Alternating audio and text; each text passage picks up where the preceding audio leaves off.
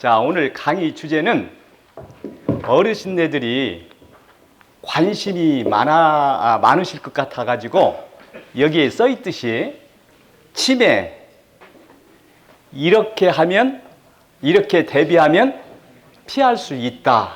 그렇게 제목을 정했어요. 어르신네들이 이 분야에 대해서 관심이 많으실 것 같아가지고 이렇게 정했습니다. 한번 들어보세요. 예, 그럼 바로 강의 시작할게요. 좀 분위기가 좀 딱딱해서 같이 한번 분위기 한번 바꿔보죠. 자, 같이 한번 마주 한번 보세요. 같이 얼굴을 한번 마주 보시라고, 옆 사람하고. 예, 그러면서 옆 사람한테 이렇게 한번 이야기 한번 해보세요. 반갑습니다. 고맙습니다. 이 말이 가장 중요해요. 여기 제일 밑에 쓰여 있는 말.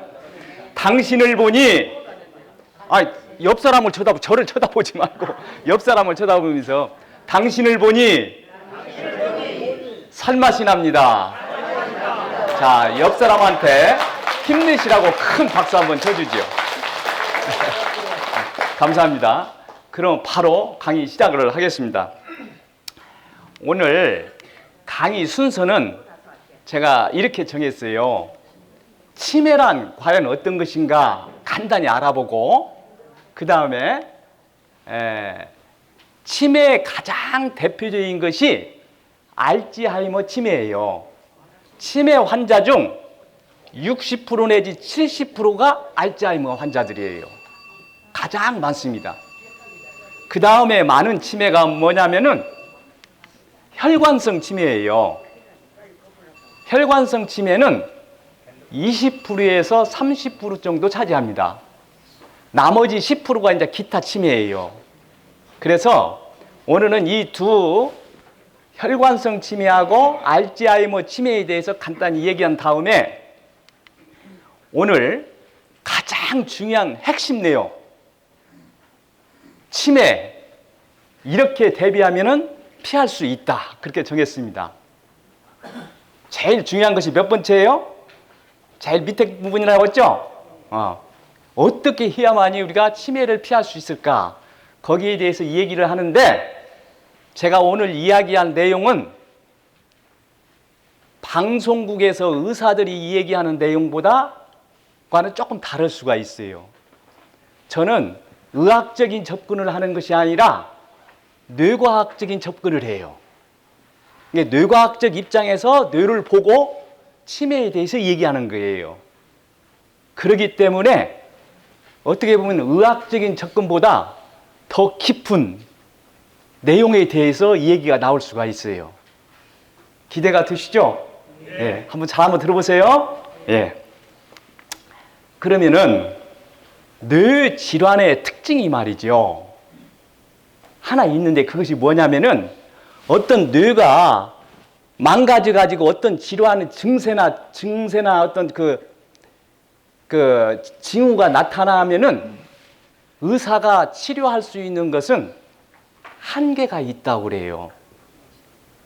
왜냐하면은 뇌에서 말이죠. 어떤 증세가 나타나면은 사실은 그보다 훨씬 이전에 뇌가 조금씩 망가져가지고 일반적으로 70대 이후에 질환이 나타난다고 그래요.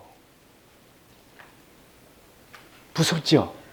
그렇기 때문에 우리가 건강한 뇌, 치매에 걸리지 않기 위해서는 되도록이면 일찍부터 뇌에 대해서 관심도 갖고 뇌 건강에 대해서 노력을 할 때 치매가 나타나는 것을 최대한으로 지연시킬 수 있고 더 나아가서는 예방할 수 있다, 그 말입니다.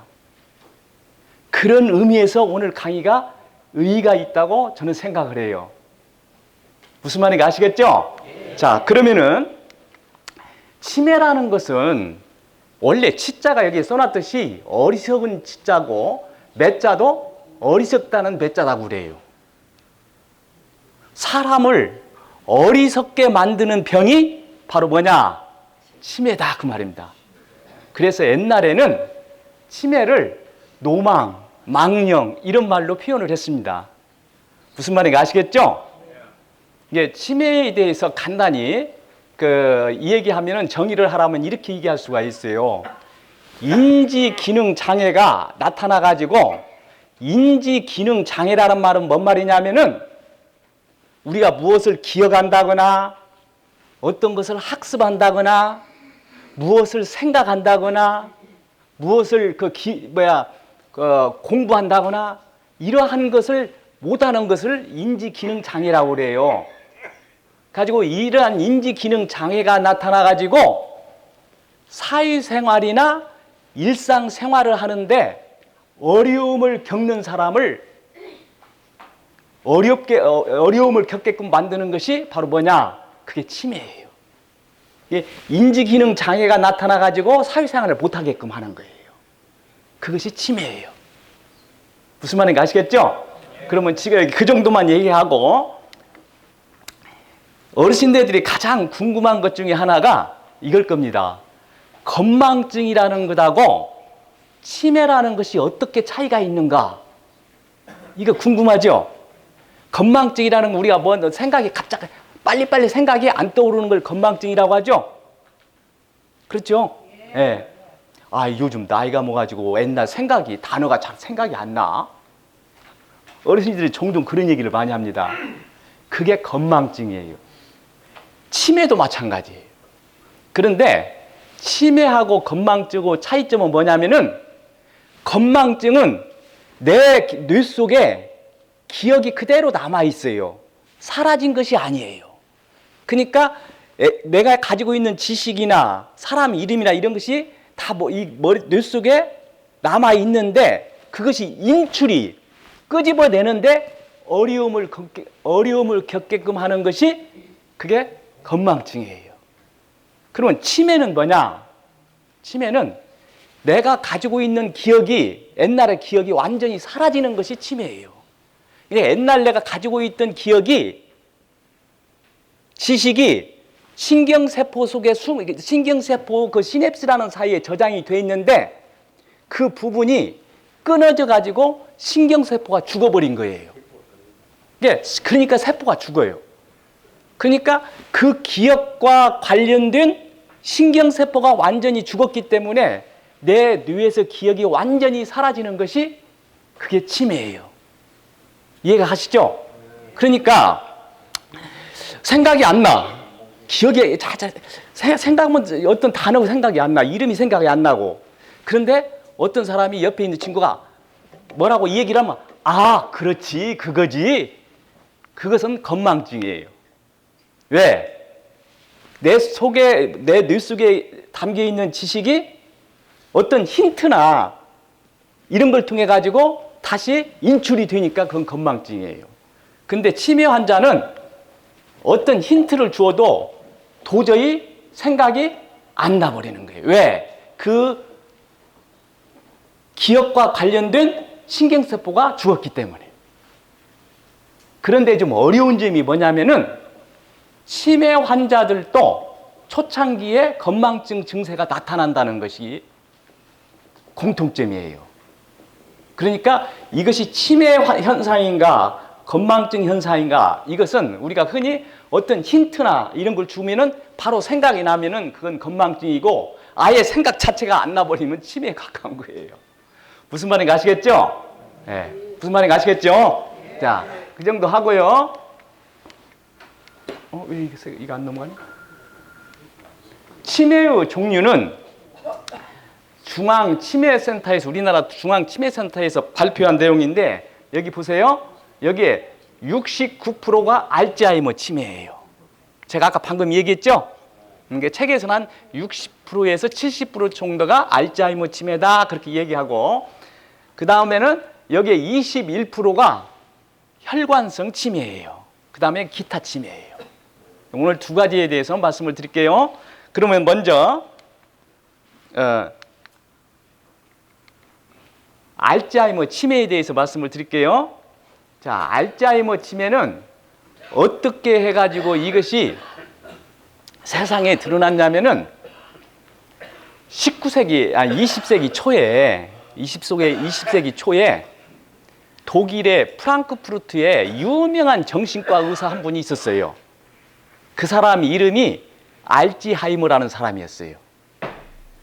그런데 어느 날 어떤 남자가 자기 부인을 데리고 와가지고 알츠하이머 의사한테, 정신과 의사였는데, 아이고 우리 부인이 갑작스레 막 이상해져가지고 막 공격도 하고 별로면 막 욕도 하고 막 사람한테 엉뚱한 얘기를 하고 막 그런다고, 우리 부인 좀 치료 좀 해달라고 이렇게 부탁을 했어요. 그 사람 이름이 누구냐면은 여기 이 부분입니다. 이쪽에 오거스티라고, 이분이 오거스티 그 여자예요. 그 당시 나이가 51세였다고 합니다. 51세. 그러니까 알츠하이머 의사가 그 당시 이 환자를 치료하기 위해서 자기가 알고 있는 모든 지식을 동원하고 자기가 모르는 것은 많은 의사들과 상의를 해가지고 최선을 다해가지고 이 사람을 치료를 하는데 노력을 했어요. 그런데 결론은 치료를 못하고 5년 만에 이 사람이 죽었어요. 죽자 이 알츠하이머 의사가 내가 최선을 다했는데 지금도 왜 그 병이 치료가 안 되는가 이해를 못하는 거예요. 그러니까 하도 답답하니까 아까 그 남편한테 이런 얘기를 했어요. 이미 죽은 분이니까 그 뇌에 대해서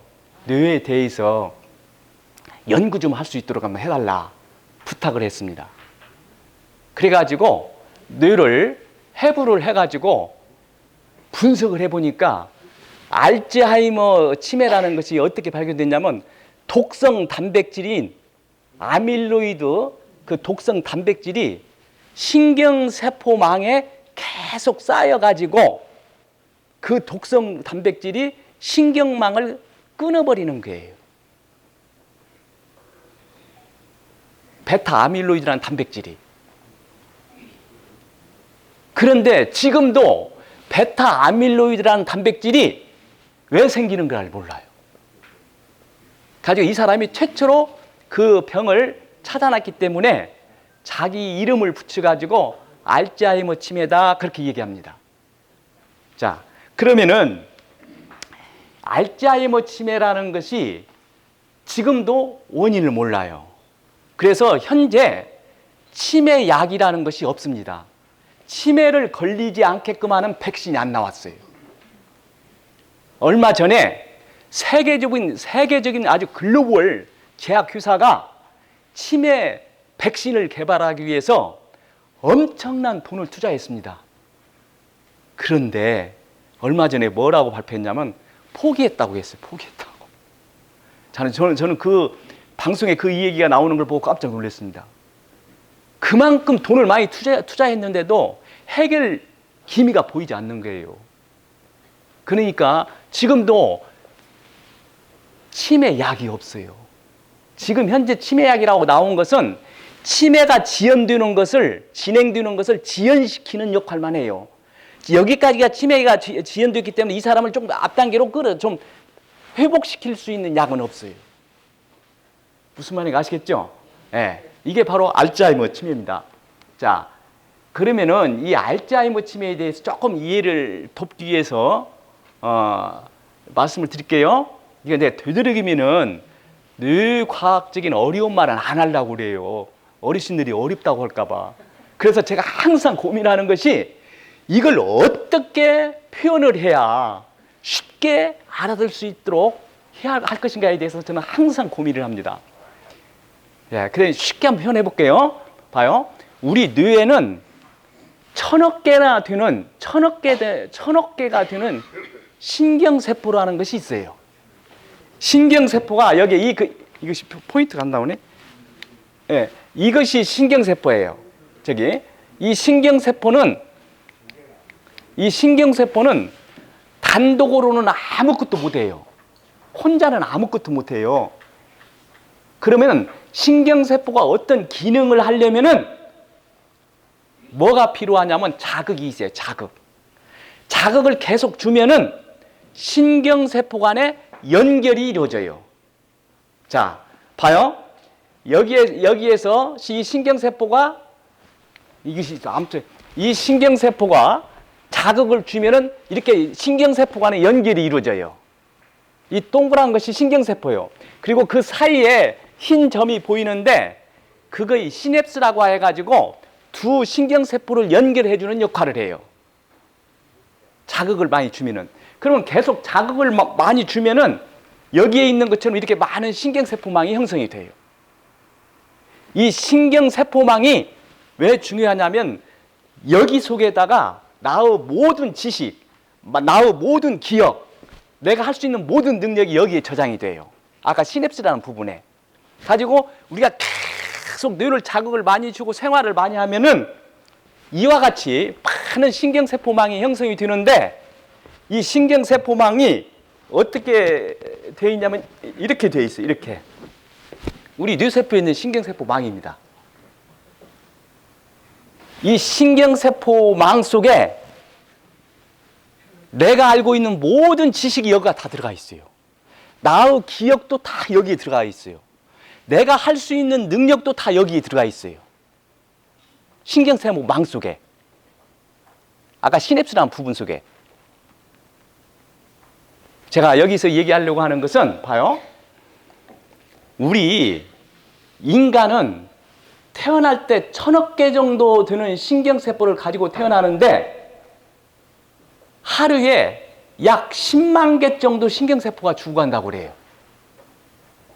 그런데 하루에 신경세포가 10만 개 정도 죽어가도 별 문제가 없다고 그래요.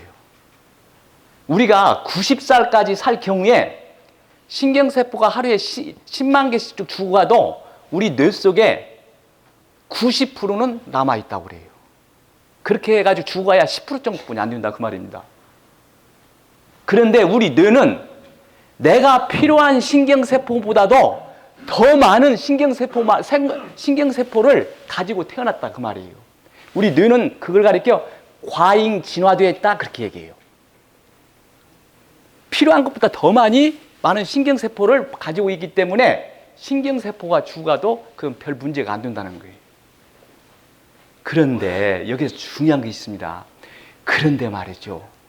그런데 아까 얘기한 대로 이 신경세포망이 중요해요. 왜?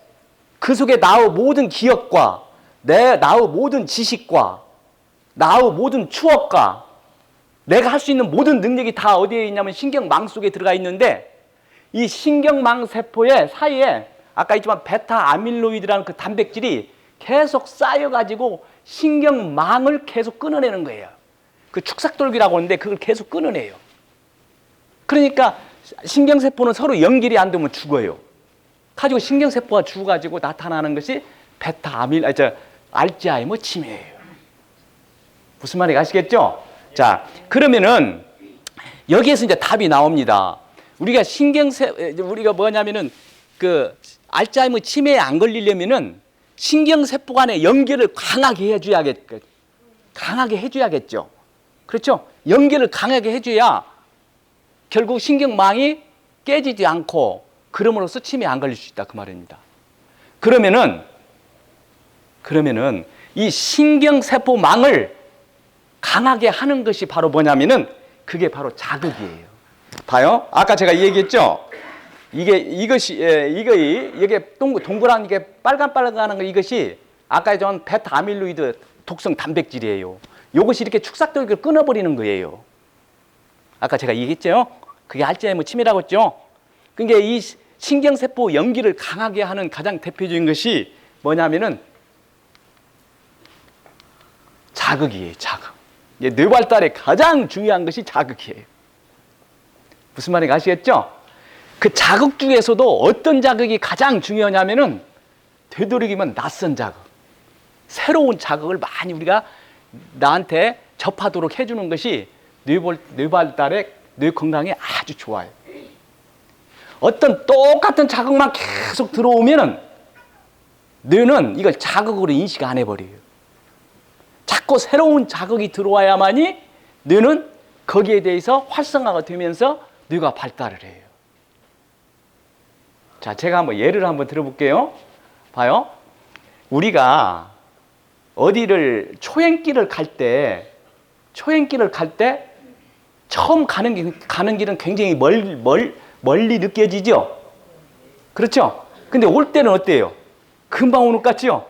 그런 경험 하시죠? 그렇죠? 우리가 어렸을 때는 세월이 굉장히 맞인데 나이가 들수록 세월이 어때요? 빨리 많아지죠? 그래서 우리가 흔히 이런 얘기를 합니다. 10대에는 세월이 10km로 달리고 20대에는 20km로 달리고 70살 먹으면 70km로 달린다는 말을 하는데 그 이유가 뭐냐면은 우리가 그렇게 느끼는 이유가 뭐냐면은 이거예요. 우리가 여기에서 처음에 초행길을 딱 갈 때는 뇌가 어떻게 생각하냐면 그 낯선 환경에 딱 부딪히죠? 새로운 환경에 딱 부딪히죠? 그러면은 뇌는 빨리 그 새로운 환경을 파악하려고 그래요. 왜? 빨리 파악하는 것이 생존에 유리하기 때문에 그래요. 뇌가 가장 예민하게 반응하는 분야가 바로 생존과 관련된 문제예요. 왜? 뇌는 생존을 위해서 만들어졌기 때문에. 그러니까 뇌 입장에서는 새로운 환경에 딱 부딪히면 그 새로운 환경을 빨리 파악하려고 하니까 그와 관련된 신경세포가 많이 활성화가 돼요. 그러니까 초행길을 갈 때는 신경세포가 100개가 활성화가 된다면은 올 때는 하나뿐이 활성화가 안 돼요. 왜? 낯선 환경이니까 그걸 빨리 파악해야 하니까 빨리 파악하는 것이 생존에 유리하니까 신경세포가 많이 활성화가 되니까 우리가 느끼기를 뇌가 많은 일을 한 것 같이 느껴요. 그러니까 길게 느껴지는 이유가 바로 그거예요. 무슨 말인지 아시겠죠? 그러니까 우리가 뇌의 신경세포가 많이 활성화가 되고 뇌가 발달하려면은 익숙한 것보다도 낯선 환경에 나를 자꾸 노출시키고 내가 모르는 거, 처음 배우는 거 이런 것을 자꾸 접할 때 뇌가 활성화가 돼가지고 뇌가 발달해요. 무슨 말인지 아시겠죠? 이게 나를 자꾸 새로운 환경에 노출시켜야 해요. 예를 들자면은 집에 가는데 매일 똑같은 길만 가는 것보다는 한번 돌아서도 가고 옆길로도 한번 가고 그러니까 새로운 환경에 자꾸 나를 노출시켜요. 우리가 여행을 가면은 하루가 길게 느껴지죠? 방에서 누워만 있고 TV만 보고 있으면 하루가 금방 지나갑니다. 근데 여행을 하면 길게 느껴지는 것도 여행을 하면서 낯선 환경에 나를 많이 노출시키니까 그만큼 뇌가 많이 활성화가 되고 뇌가 많이 활성화된다는 것은 그만큼 뇌가 젊어진다는 말이에요. 무슨 말인지 가시죠? 네. 그러니까 이 의도적으로 노력을 해야 해요. 뇌 발달을 위해서는. 왜 의도적으로 노력해야 하는 이유가 뭐냐면 보세요. 우리 뇌는 우리 몸의 크기가 2%뿐이 안 돼요. 그런데 에너지는 얼마나 많이 쓰냐면 이 뇌가 20%를 써요. 우리 피가 이 2%뿐이 안 되는 것이 우리 피를 20%를 써요. 이게 엄청난 에너지를 많이 써요, 뇌가. 우리가 심장이 하루에 24시간 계속 뜁니다. 이 심장이 소비하는 칼로리가 140칼로리라고 그래요. 그런데 뇌는 몇 칼로리를 쓰냐면 400칼로리를 쓴다고 그래요. 그만큼 많은 에너지를 써요. 그러니까 이 뇌라는 것은 뇌가 다른 기관과 이렇게 비교해 보면 다른 기관에 좀 미안한 감을 가지고 있어요, 뇌가. 왜? 너무나도 지가 에너지를 많이 쓰니까. 그러니까 뇌는 가만히 내버려 두면은 에너지를 적게 쓰려고 그래요. 그러니까 활동을 안 하려고 그래요. 내버려 두면은. 그러니까 우리가 노력을 하지 않으면 뇌는 계속 쇠퇴하는 쪽으로 행동을 해요. 그래서 사람들이 깊은 생각을 한다거나 깊은 사고를 하지 않으려고 하는 것도 깊은 사고를 하면 할수록 뇌가 많은 에너지를 쓰기 때문에 에너지를 들 쓰려고 자꾸 그런 깊은 생각을 안 하려고 하는 이유가 바로 그거야 있어요. 너셀이라는 학자는 이런 말을 했습니다. 사람들이 깊은 생각을 하는 것을 죽는 것만큼이나 싫어한다 그 말을 했어요. 그게 바로 뇌의 속성입니다. 그래서 뇌를 발달시키려면은 우리 스스로가 의도적으로 노력을 해야 해요. 의도적으로 노력하지 않으면은 뇌는 퇴화됩니다. 무슨 말인지 아시겠죠? 네. 자, 그러면은, 그리고 이제 알츠하이머 치매는 뭐냐면은 가장 대표적인 것이 이제 기억장애부터 시작이 돼요. 그 다음에 이제 언어장애가 일어나고, 그 다음에는 방향감각 장애가 일어나고, 그 다음에 이제 전두엽이 마비되는데, 좀 있으면 나오는데요. 신체적인 것은 정상이에요. 근데 기억장애, 학습장애, 언어장애, 방향감각 장애 이런 것부터 나타나요. 그것이 하나의 특징이에요. 자, 여기에 내가 그림을 하나 가졌습니다. 이 그림을 한번 보세요. 여기에 좌측에 있는 그림이 정상인의 뇌예요. 우측에 있는 뇌가 알츠하이머 치매에 걸린 뇌예요. 두 뇌를 한번 보세요. 이 오른쪽에 알츠하이머 치매에 걸린 뇌는 구멍이 뻥뻥 났죠? 그렇죠? 윤기가 없죠? 그만큼 신경세포가 많이 죽었다는 얘기예요. 이렇게 차이가 납니다. 자, 그러면 알츠하이머 치매의 진행 과정을 보면은 알츠하이머 치매 환자들이 가장 먼저 뇌가 망가지는 부분이 해마라는 부분이에요. 제가 이 그림을 가져왔는데요. 이 그림이 해마입니다. 이게 여기 여기 파란 부분이 해마라고 되어 있어요. 이 해마라는 이 부분이 참 기가 막힌 거예요. 우리 뇌 속에 기억이 정보가 들어가는 입구예요. 우리가 집을 들어가려면 대문이 있죠. 대문처럼 입구가 바로 역할을 하는 것이 이 해마예요. 근데 입구가 고장이 나니까 정보가 들어가지를 못하는 거예요. 대문에 고장이 나가지고 집을 못 들어가는 것처럼 정보가 들어가지를 못하는 거예요. 이것이 가장 먼저 나타나는 것이 알츠하이머 치매의 기억장애예요. 예를 들자면은 딸하고 어머니가 병원에 가는데 어머니가 뭐라고 하냐면은 치매에 걸린 어머니가 아가야 어디 가냐? 병원에 가요. 그러면 좀 있다가 5분 정도 지나면 아가야 어디 가지? 병원에 가요. 어디 가지? 병원에. 자꾸 이렇게 물어보는 이유가 병원에 간다는 그 정보가 해마가 고장이 나가지고 들어가지를 못하는 거예요. 그러니까 그 치매 환자 중에 특징적인 것이 뭐냐면 장기 기억은 잘 기억을 해요. 옛날 얘기는 기가 막히게 잘해요. 그런데 최근 기억을 못해요. 우리 어머니는 옛날 기억 그냥 기가 막히게 잘 이 얘기를 많이 해. 그러니까 너 정상이야? 그렇게 생각해서는 오산이 있을 수가 있어요. 이유가 뭐냐면은 옛날 기억들은 대뇌 피질 속에 다 저장이 돼 있어. 저장 장소가 틀려요. 근데 해마는 어떤 거냐면 정보를 들어가는 입구이면서 단기 기억 장소예요. 단기 기억. 최근 기억만 기억을 해요. 가지고 거기에서 대뇌 피질로 옮겨가지고 저장을 해놓기 때문에 대뇌 피질의 옛날 기억들은 다 그대로 남아있기 때문에 이 얘기를 하는데 최근 기억을 이 얘기를 못하는 이유가 바로 거기가 있어요.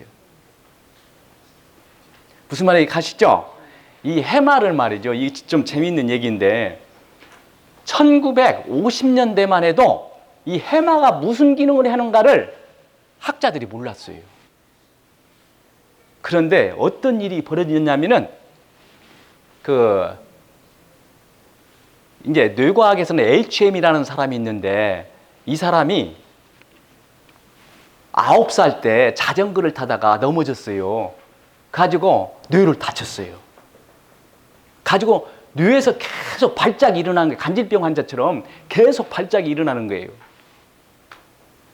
그래가지고 이 사람이 27살 정도 되니까 도저히 정상적인 생활을 못하는 거예요.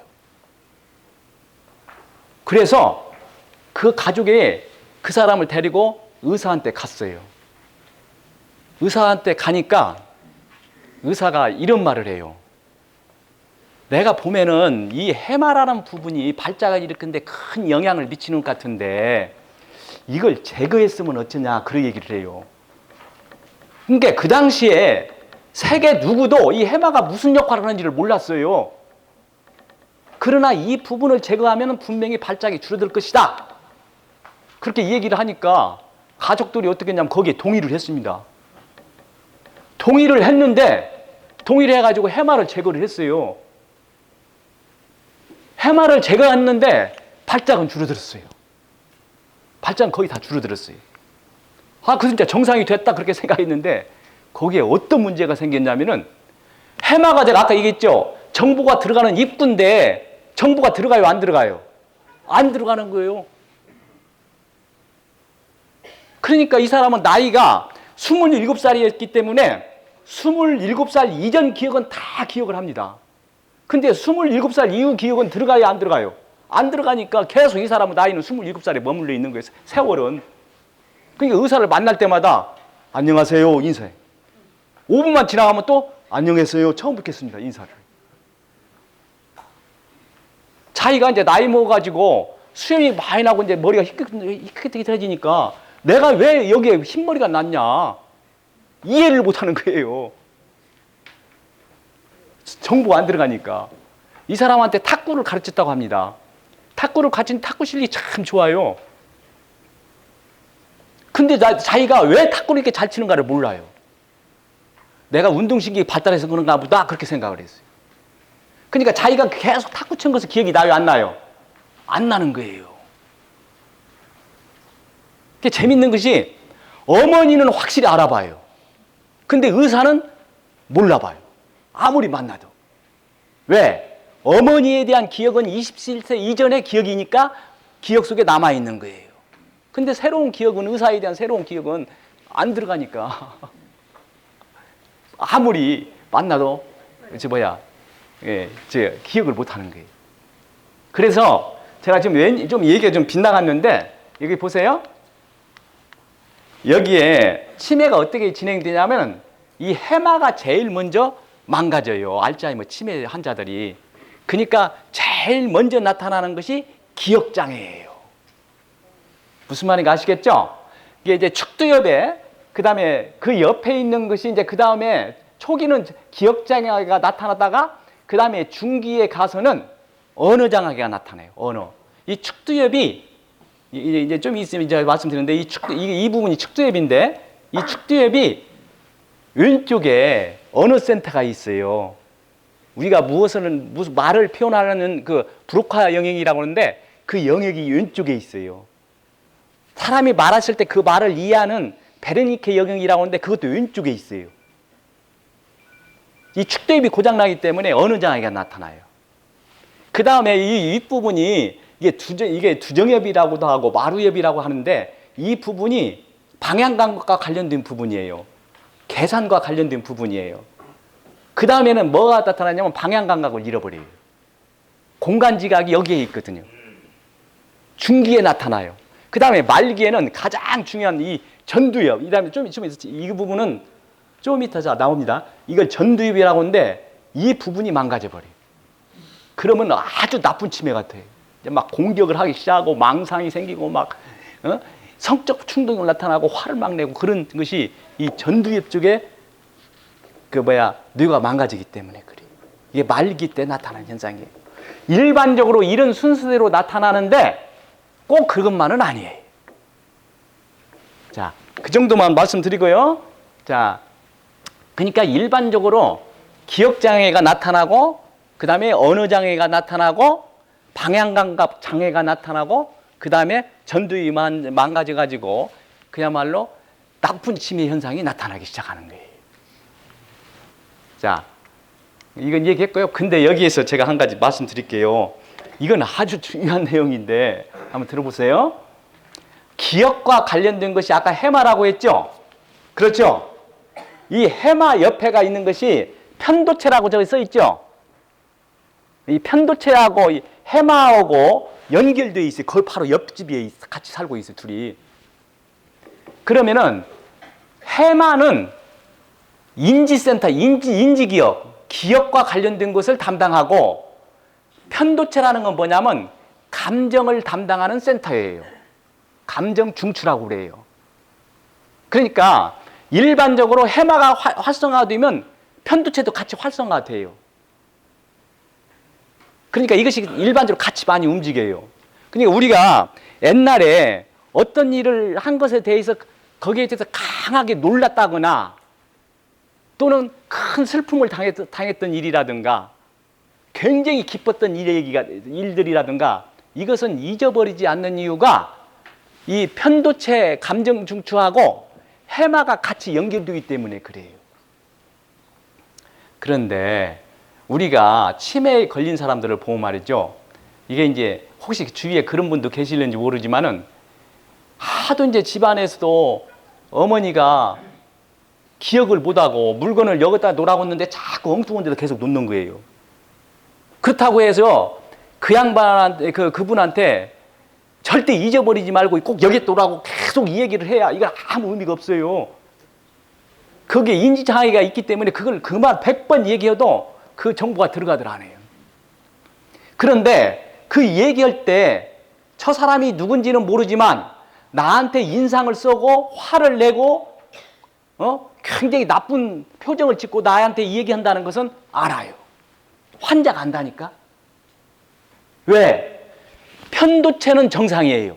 감정을 담당하는 편도체는 정상이기 때문에 그걸 다 알아들어요. 저 사람이 나한테 나쁘게 나쁜 감정을 가지고 있다. 나를 정말로 위한다. 나를 미워한다. 좋아한다. 그 감정을 다 안다고 그래요. 치매 환자도. 그런데 우리는 그걸 모르고 계속 뭘 못한다고 치매 환자를 막 야단치고 막 혼내고 그러면은 그 사람이 스트레스를 받아가지고 더욱 인지 기능 장애가 심해져 버려요. 그러니까 환자 입장에서는 저 사람 자기 아들이 나한테 그렇게 말했을 때 저 사람이 내 아들인가 아닌가는 모르지라도 인지기능 장애가 고장 있으니 모르지라도 저 사람이 나한테 공격을 하고 있구나. 나쁜 감정을 가지고 있구나. 나한테 화를 내는구나. 그것은 다 안다는 거예요. 왜? 그것을 담당하는 감정 중추인 편도체는 정상이기 때문에. 그러니까 우리가 환자들을 대할 때 되도록이면 따뜻하게 대하고 웃으면서 대하고 좋은 말로 이렇게 대할 때 두 분의 관계가 더 좋아지고 그 치매도 더 악화되지 않는다는 거예요. 그러니까 그 사실을 혹시 치매에 걸려가지고 돌보는 분들이 있다고 한다면은 이걸 알려줘야 해요. 그러니까 치매 환자일수록 따뜻한 마음으로 대하고 잘 대해주고 웃으면서 대해줄 때 오히려 관계도 좋아지고 치매 증상도 좋아질 수 있다. 그렇게 그 이유가 바로 여기에 있어요. 아시겠죠? 네. 자, 그 다음에 혈관성 치매에 대해서 말씀드릴게요. 자, 혈관성 치매는 제가 이렇게 얘기하면 됩니다. 여기 그림을 한번 보세요. 왜 그래요? 자, 우리 뇌는 이렇게 구성되어 있어요. 이게 뇌 혈관입니다. 엄청나죠? 이 혈관에 신경세포가 1000억 개 정도 연결되어 있어요.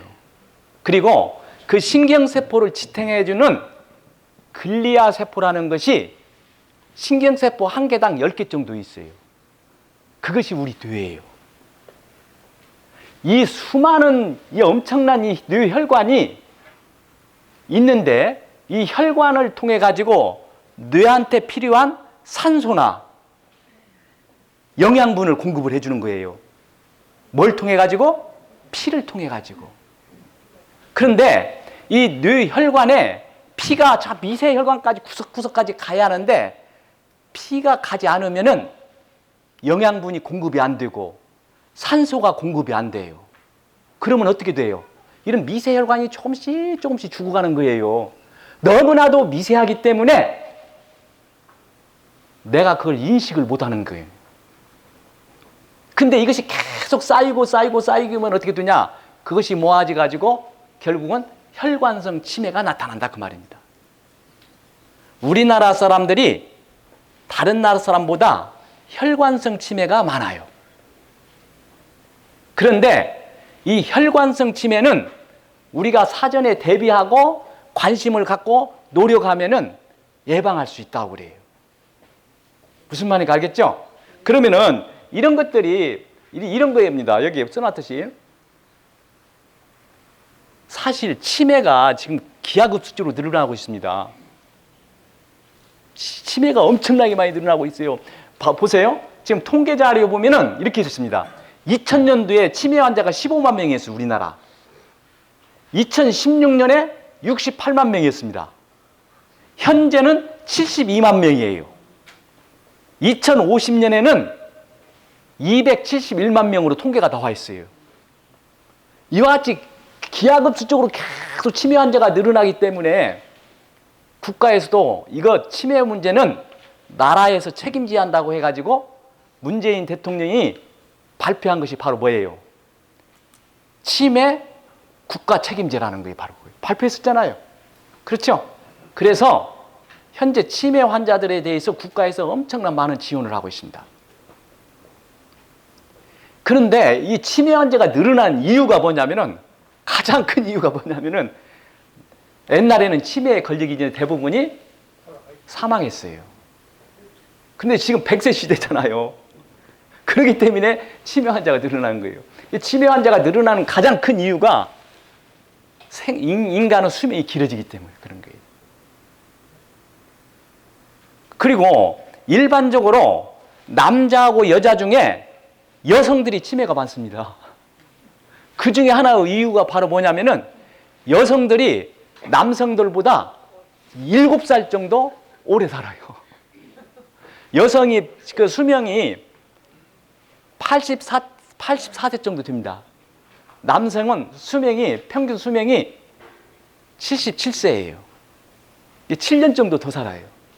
그러니까 환자가 많을 수밖에 없죠. 그렇죠? 그 이후에 이제 학자들은 또 여러 가지 요인을 얘기하는데 그것까지는 제가 말씀을 안 드릴게요. 자, 그 다음에 혈관성 치매를 일으키는 것이 가장 대표적인 고혈압이죠. 이런 얘기를 안 할게요. 당뇨라든가 고지혈증, 담배, 심장병, 비만, 운동 부족. 뭐 그 이후에 여러 가지, 이것은 하도 이제 많이 방송에도 나오고 그러니까 이런 것들이 결국 혈관성 치매입니다. 자, 그러면은 오늘 이번 시간에 가장 중요한데요. 어르신들이 가장 관심 있는 부분이 이 부분이에요. 그래서 제가 제목을 이렇게 붙였습니다. 치매. 이렇게 대비하면은 피할 수 있다. 제가 제목을 이렇게 정했어요. 그러면 이렇게 어떻게 대비하느냐? 지금부터 거기에 대해서 말씀드릴게요. 네. 자, 그러면은 거기에 대해서 지금부터 말씀드리겠습니다. 자, 이거 볼 필요 없습니다. 제 얘기 드세요. 치매 약이 언제 처음 나온지 혹시 아세요? 치매 약이 1996년에 나왔어요. 그것도 어떤 일을 계기로 해가지고 치매약이 나왔냐면, 그렇다고 해가지고 치매약이 치매를 없애는 약이 아니에요. 아까 제가 얘기했죠? 치매를 치료하는 약이 아니에요. 치매가 계속 지연되는데 그 지연 속도만 늦추는 역할을 하는 것을 치매약이라고 지금 써놓은 거예요. 근데 이 치매약이 1996년에 나왔는데, 이 나오게끔 큰 역할을 한 사람이 레이건 대통령이에요. 미국 다 기억하시죠? 미국 40대 대통령 레이건 대통령이 알츠하이머 치매에 걸렸습니다. 가지고 진단을 1994년에 알츠하이머 치매 판정을 받았어요. 그때 치매약이 있었어요, 없었어요? 지연시키는 약도 없었습니다. 그게 얼마 안 돼요, 치매약이 나온 지. 가지고 1996년에 나왔는데, 그것도 치매를 호전시키는 것이 아니라 지연만 시키는 약이 나왔다, 그 말이에요. 그러니까 결국 우리가 치매는 약보다는 우리가 생활 습관을 고쳐야 하는데, 그와 관련된 얘기를 제가 한번 말씀드릴게요. 자, 이 얘기는 최신 학설입니다. 저 학교 다닐 때랑 이런 얘기는 없었어요, 책에도. 봐요. 제가 치매 강의를 하면은 가장 많이 질문을 받는 것이 치매가 유전적인가요? 그렇지 않은가요? 이걸 저한테 많이 묻습니다. 그런데 옛날에는 이렇게 생각했어요. 봐요. 우리 아버지가, 우리 어머니가 치매에 걸렸어. 고로 나도 치매에 걸릴 수밖에 없어. 치매에 걸리는 것은 나의 운명이야. 라고 생각하는 것이, 그게 여기에 써놨던 것이 유전자 결정론이었어요. 그렇게 생각하는 것이 유전자 결정론이었어요. 우리 어머니, 우리 아버지가 치매에 걸렸어. 고로 나는 치매 유전자를 가지고 있어. 그렇기 때문에 나도 치매에 걸릴 수밖에 없어. 그렇게 생각하는 것이 유전자 결정론이었어요. 그리고 대부분이 그렇게 생각을 했어요. 그런데 말이죠. 그런데 근래에 와가지고 학자들이 뭘 찾아냈냐면은 그 말은 맞다. 아버지, 어머니가 치매에 걸렸으니까 나도 치매 유전자를 가지고 있다는 말은 맞다. 그러나, 이게 중요한 말이 이 말이에요. 그러나, 그 치매에 걸릴 것인가 안 걸릴 것인가는 치매 유전자가 결정하는 것이 아니라 치매 유전자의 스위치가 켜지면은 치매에 걸리지만은 치매 유전자를 가지고 있다 할지라도 그 치매 유전자의 스위치가 꺼져 있으면 치매 안 걸린다는 거예요. 무슨 말인가 알겠죠? 그러니까 여기에서 이제 관심 있는 것이 뭐예요? 무엇이 치매에 걸리게끔 하고 안 걸리게, 치매 유전자의 스위치를 끌 것인가 켤 것인가를 결정하는가. 그것이 궁금하죠? 그렇죠? 자, 제가 예를 한번 들어볼게요. 이런 일이 있었습니다. 자, 아이슬란드라는 나라에 가면은 아밀로이드 혈관 병증이라는 유전병이 있다고 그래요. 아밀로이드 혈관 병증이라는 유전병이 있는데 이 병에 걸리면은 어렸을 때 대부분 뇌졸중으로 사망을 한다고 그래요. 그런데 기록을 보니까 19세기만 해도 이 아밀로이드 혈관 병증이라는 이 유전병에 걸리면은 사람들이 몇 세 때까지 살았냐면 60살까지는 살았다는 거예요. 60살 때까지는 살았다는 거예요. 그런데 말이죠. 20세기에 들어와서는 이 병에 걸린 사람들이 대부분이 몇 세에 죽냐면은 30살 정도니까 죽더라는 거예요. 놀랍잖아요. 이상하잖아요. 그렇죠? 왜? 오늘날에 왔으니까 의학도 발달했고 식생활도 많이 개선되고 발달했는데 왜 옛날에는 60살까지 산 사람이 30살 정도 보면 이 병에 걸리면 죽는가? 거기에 대해서 궁금증을 가지고 케임브리지 대학에서 연구를 했어요. 연구를 했더니 뭘 찾아냈냐면 이걸 찾아냈습니다. 19세기에는 아이슬란드 사람들이 말린 생선을 많이 먹었다고 그래요. 발효 버터를 많이 먹었다고 그래요. 그래서 말린 생선하고 발효 버터 속에 있는 것이 바로 아까 아밀로이드 혈관 병증이라는 유전병을 스위치를 끄게끔 해줬다 그 말입니다. 그런데 20세기에 들어와서는 사람들이 식생활이 개선되니까 그걸 안 먹었어요. 그러니까 30세만 돼도 그 유전병이 어떻게 되는 거예요? 스위치가 켜져 버리는 거예요. 그래가지고 30세 정도 되면 많이 죽더라는 거예요. 그것이 입증이 됐습니다. 자, 또 학문적으로 얘기하면은 제가 한번 말씀드려볼게요. 어떤 것이 있냐면은 혹시 물벼룩이라는 것이 있습니다. 물벼룩의 천적이 뭐냐면은 물고기예요. 그런데 물벼룩을 수조에다 이렇게 넣어놓고 거기에다 물고기 냄새를 풍기놓으니까 물벼룩이 머리에 헬멧이 생기더라는 거예요. 헬멧이 생기더라는 거예요. 헬멧은 왜 생기냐? 고기가 나를 못 잡아먹게끔 하기 위해서 생긴다는 거예요. 그런데 물고기 냄새가 안 나는 데다가 넣어놓으니까는 헬멧이 안 생기더라는 거예요. 이 말은 바로 뭔 말이냐면 똑같은 유전자를 가지고 있다 할지라도 환경이 어떠냐에 따라서 그 유전자가 발현되는 것이 서로 다르다는 것을 찾아냈어요. 자, 딱정벌레 애벌레가 봄에 부화되면은 꽃처럼 됩니다. 근데 여름에 부화되면은 막대기처럼 돼요. 그 이유가 뭐냐면은 바로 똑같은 유전자인데 그 환경에 맞게끔 쉽게 말하면 적응 능력이 생기는 거예요. 그러니까 여기에서 제가 얘기하려고 하는 것은 유전자를 가지고 있다 할지라도 내가 어떻게 환경 속에서 생활하느냐, 식생활을 어떻게 하느냐, 생활 습관을 어떻게 하느냐, 내가 어떤 마음을 가지고 생활하느냐에 따라서 유전자 그 스위치가 켜질 수도 있고 꺼질 수 있다는 거예요. 그래서 학자들은 그 가장 대표적인 요인을 이걸 들고 있습니다. 여기. 자, 환경이나 자극, 나의 태도, 나의 생활 습관, 나의 식생활. 특히 학자들이 많이 강조하는 것이 이 마음가짐을 얘기해요.